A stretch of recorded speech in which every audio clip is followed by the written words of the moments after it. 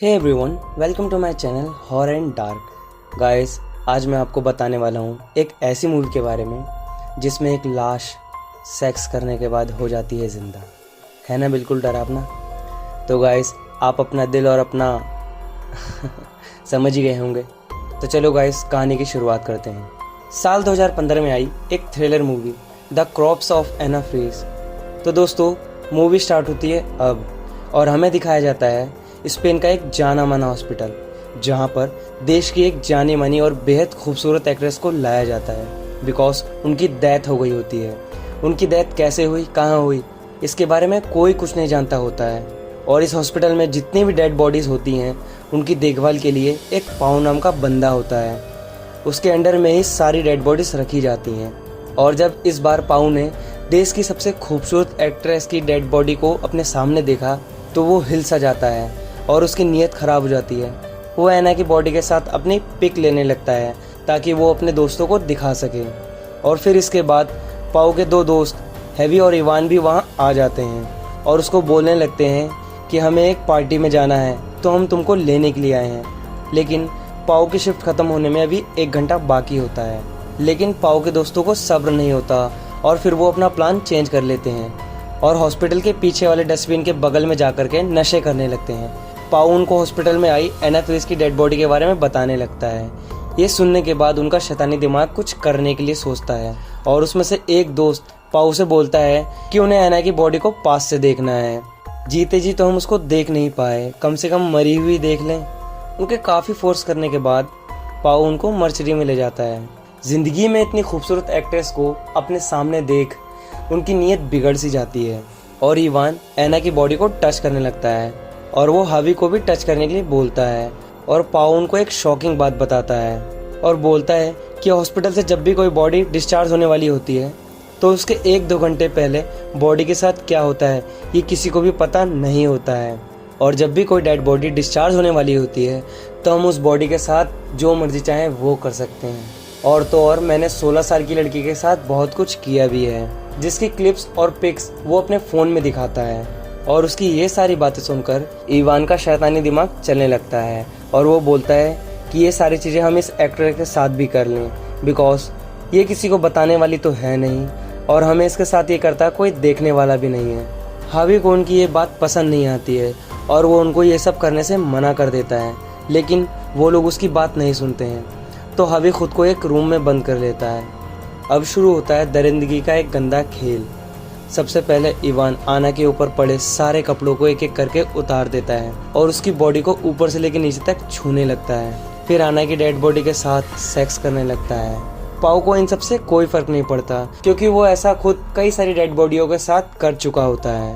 और इधर कुछ देर बाद जब इवान भैया का मन भर जाता है तो वो वहाँ से निकल लेते हैं। फिर इसके बाद अब बारी आती है पाउ भैया की। पाउ भाई का लेवल तो 7वें आसमान पर होता है। वो ना आओ देखते हैं ना ताओ, सीधा एना की बॉडी पर चढ़ जाते हैं। पाउ अपना काम निपटा ही रहा होता है कि तभी होता है एक ऐसा करिश्मा। एना की आंखें खुल जाती हैं। एक पल के लिए तुम सोचो मेरे भाई, अगर तुम एक हॉस्पिटल में हो और वहाँ पर एक डेड बॉडी जो कि पूरे 1 दिन से पड़ी हुई है और ना ही उसमें कोई हलचल है और उसकी आंखें खुल जाएं, उठकर खड़ी हो जाए, तो आपका क्या हाल होगा ये हमें कमेंट करके ज़रूर बताएं। जब एना की आंखें खुलती हैं तो वो पाउ को अपने ऊपर देखती है और देखती है कि पाउ उसके साथ क्या कर रहा होता है।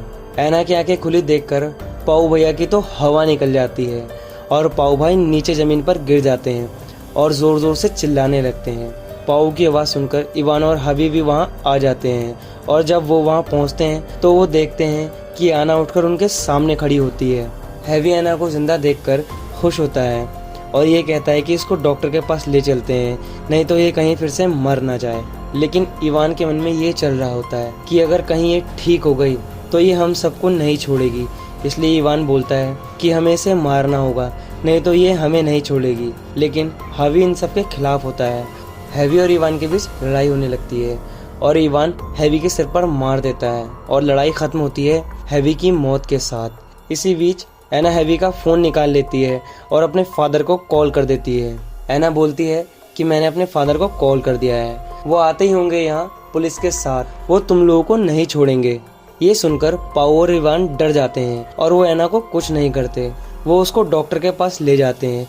लेकिन जब वो उसको डॉक्टर के पास ले जा रहे होते हैं तो बीच में ही हेवी का फोन बजने लगता है और इवान कॉल उठाता है और उधर से एक बंदा बोलता है कि वो कॉल पिक नहीं कर पाया था जब उसका कॉल आया था।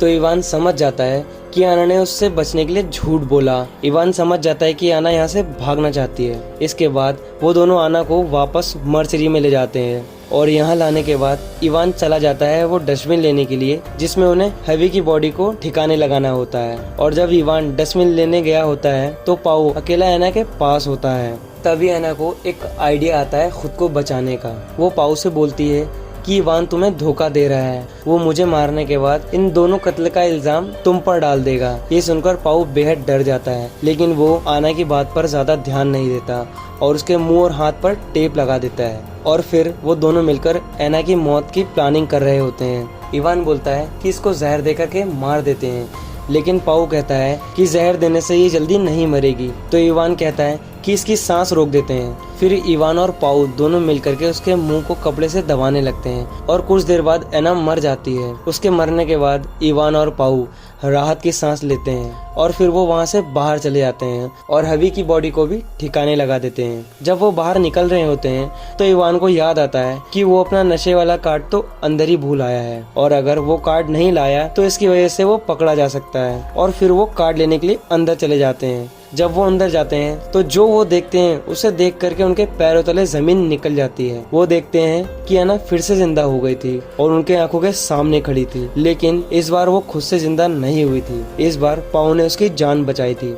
अब आप लोग सोच रहे होंगे कि ये कब हुआ, तो मैं आपको बताता हूँ। जब इवान हेवी की बॉडी को ठिकाने लगाने के लिए डस्टबिन लेने गया होता है उस टाइम एना ने पाओ का ब्रेन वॉश कर दिया था और बताया था कि हेवी की जान इवान ने ही ली है। इवान ने हेवी का गला दबाया था। ये सुनकर पाओ सैड हो जाता है और आना को बचाने की प्लानिंग करता है। वो कपड़े से उसका हल्का मुंह दबाता है और आना भी मरने की एक्टिंग करती है, लेकिन अभी भी आना मरी नहीं होती है। उसको बचाने में पाओ का हाथ है, ये इवान को पता चल जाता है और वो पाओ को मारने लगता है। पाओ जमीन पर गिर जाता है और इधर एना एक कैंची को अपने हाथ में ले लेती है और इवान जब उसको मारने जाता है तो एना उसके गले पर कैंची से वार कर देती है और इवान की मौत हो जाती है। पाओ ये सब देख करके काफी शर्मिंदा होता है और ये सोचता है कि उसने तो एना की जान बचाई है तो वो उसे नहीं मारेगी, लेकिन ऐसा नहीं होता है। एना पाओ के पास जाती है और उसके पेट में कैंची घुसेड़ देती है जिससे कि पाओ की भी मौत हो जाती है। तो दोस्तों, कैसे लगी आपको ये वीडियो? अगर वीडियो अच्छी लगी हो तो वीडियो को लाइक करिएगा, शेयर करिएगा, कमेंट करिएगा और हमारे चैनल को सब्सक्राइब करिएगा। दोस्तों, हमने अपना इंस्टाग्राम का लिंक अपने डिस्क्रिप्शन में दिया है, तो वहां से जाकर के आप हमें फॉलो कर सकते हैं। तो चलिए दोस्तों, मिलते हैं अगली स्टोरी के साथ। तब तक के लिए गुड बाय।